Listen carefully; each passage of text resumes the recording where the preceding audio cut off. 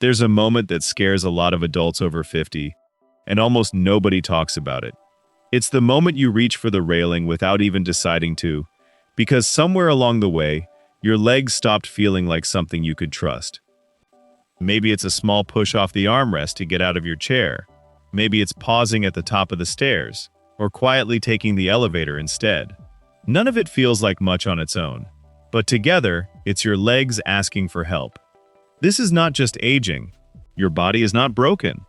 Your legs are responding to signals, or rather to the lack of them. When muscles go unused, day after day, they grow quiet. They wait. And the strength that feels gone is very often just sleeping, waiting for the right signal to wake back up. That is what these 5 gentle movements are. Not a workout, not something that leaves you sore and struggling on the floor. They are signals, telling the deep muscles that hold you upright that it is time to switch back on. You can do every one of them right at home, using a sturdy chair or a wall for support. Stay with me all the way to exercise number 1, because that final movement is the one you truly cannot skip. Before we begin, welcome if this is your first time here. Tell me down in the comments, how old are you right now? And can you still climb the stairs without holding the railing? I read every one. Now, let's gently begin. Exercise number 5, standing hamstring curls. Your hamstrings run along the back of your thighs, and they do a job most people never notice. Every time you take a step, they act like brakes, gently slowing your knee before your foot lands so you come down soft and controlled instead of jarring. When those brakes weaken, your knees feel less stable, your walking gets less smooth, and going downstairs can start to feel a little scary. Something worth knowing is that your quads on the front of your thigh and your hamstrings on the back are meant to work as a team. When one side grows much stronger than the other, that imbalance is linked to a higher risk of falling. There is another reason hamstrings fade quietly with age, and it is simply how we live. Most of us spend hours each day sitting, which keeps the hamstrings in a shortened position and lets them grow tight and lazy. Over time, tight hamstrings tug on the pelvis and flatten the natural curve of your lower back, which is one hidden reason so many older adults deal with nagging lower back discomfort. Loosening and strengthening them at the same time eases that pull, helps you stand taller, and takes pressure off both your spine and your knees. The research on aging hamstrings tells a clear story. As we get older, the muscle fibers in the hamstrings fire more slowly and produce less force, which is exactly why they need attention. But they answer back when you train them. One review found that lengthening style hamstring work cut hamstring injury risk dramatically, somewhere in the range of 57 to 70%. And here is the part that surprises people. After 60, your body actually leans on the hamstrings more to keep the knee steady during everyday movement. So waking them up matters more as you age, not less. Here is how you do them. Stand tall next to a counter or sturdy chair, and rest one hand on it for balance. Shift your weight onto one leg. Slowly bend the other knee, and curl that heel up toward your backside, as far as feels comfortable. You should feel the muscle working along the back of your thigh. Then lower your foot back down slowly and with control. Aim for controlled, unhurried reps rather than fast ones, because the slow return is where the real strength is built. When it starts feeling easy, add a light ankle weight, or slow the lowering phase to 4 or 5 seconds. Do these on the same days as your calf raises, and you have already strengthened 2 of the weakest links in the aging leg. Exercise number 4, glute bridges. Your glutes are the powerhouse of your whole lower body, and modern life has quietly put them to sleep. When you sit for hours at a time, day after day, those muscles stay switched off for so long that your brain almost forgets how to fire them properly.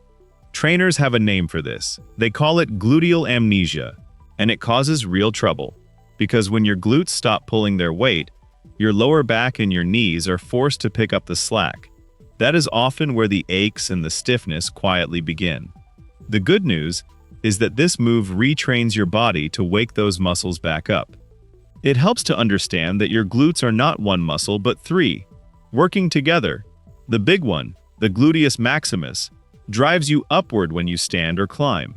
The 2 smaller ones on the side, The medius and minimus do something just as important. They steady your pelvis every time you stand on one leg, which is what actually happens during each step you take.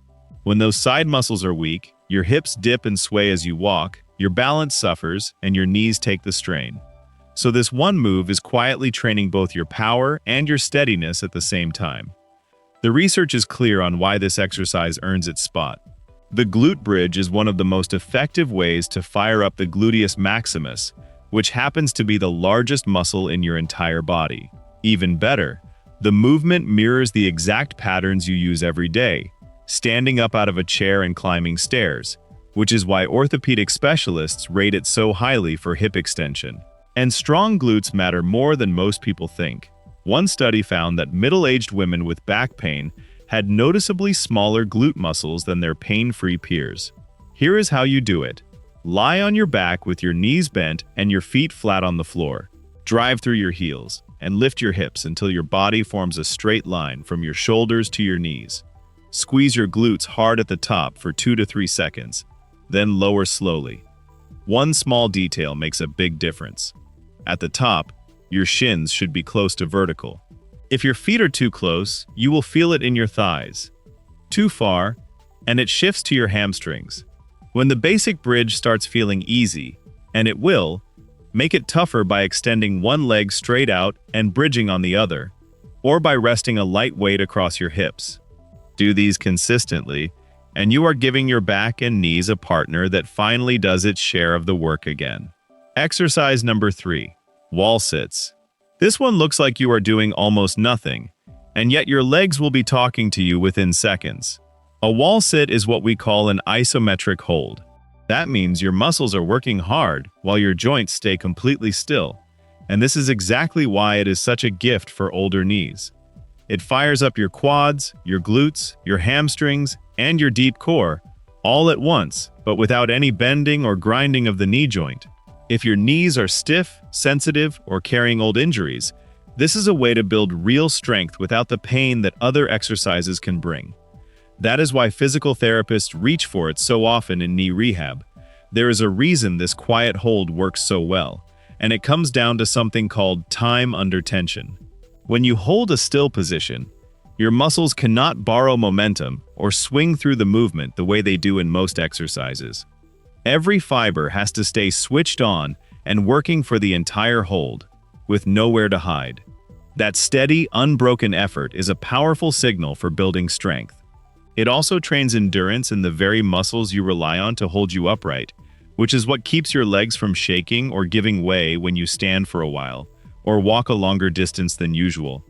The research here goes beyond your legs, and it is genuinely striking.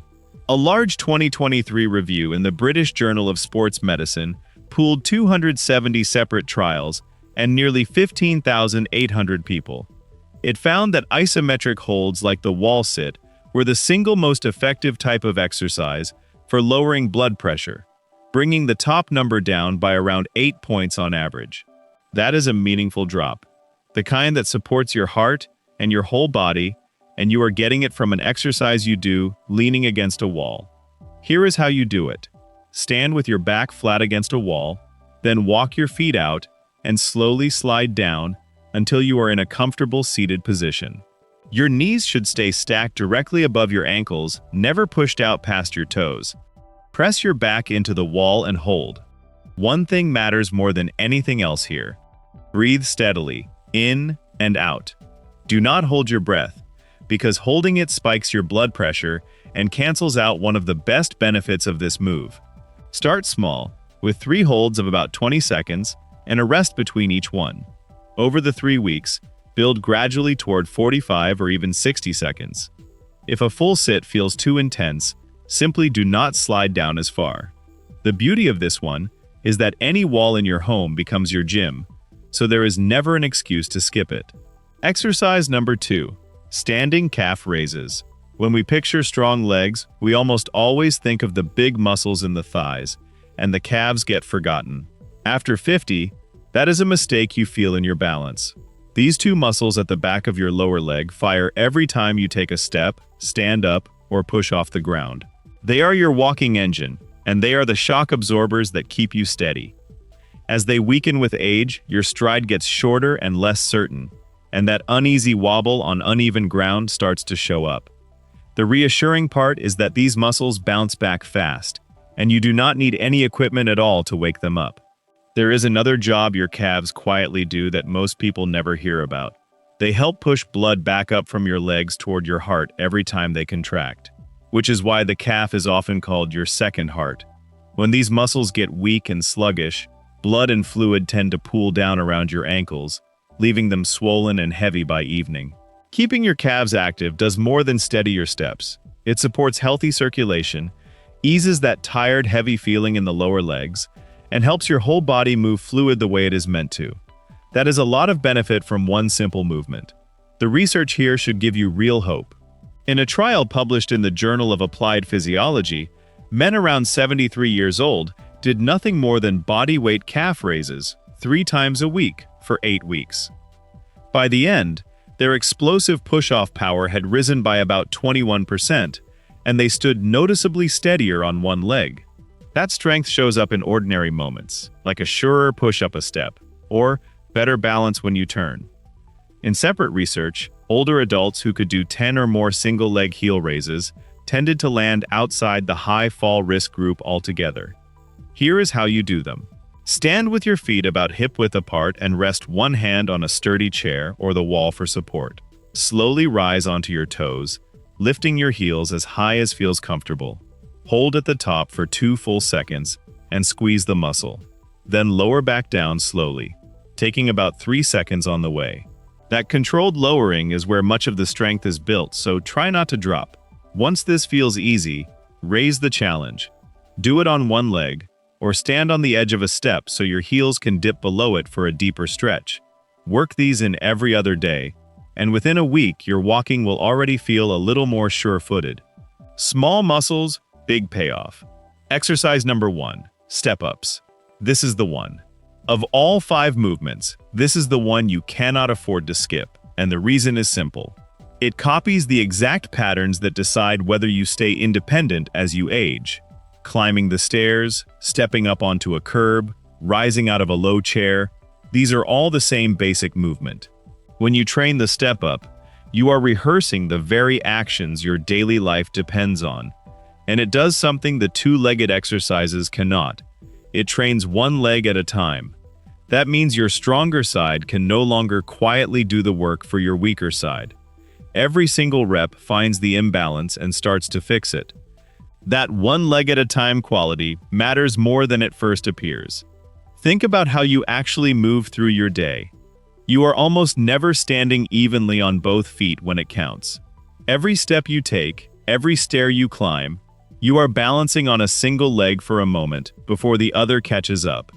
2-legged exercises never train that. The step-up does, because it asks one leg to lift, steady, and control your whole body weight on its own. That is why this single movement builds strength and balance together, in the exact way your body uses them in real life. The research behind this move is impressive. In a trial from KU Leuven, older adults trained just twice a week for 12 weeks. That modest effort boosted their leg power and their everyday function, and it was best of all at improving the thing that matters most: actual stair climbing. In another study, a home step program had older women lifting their leg power by around 10 to 11% and quickening their stair climb time by roughly 9% in just 6 weeks. These are not small numbers.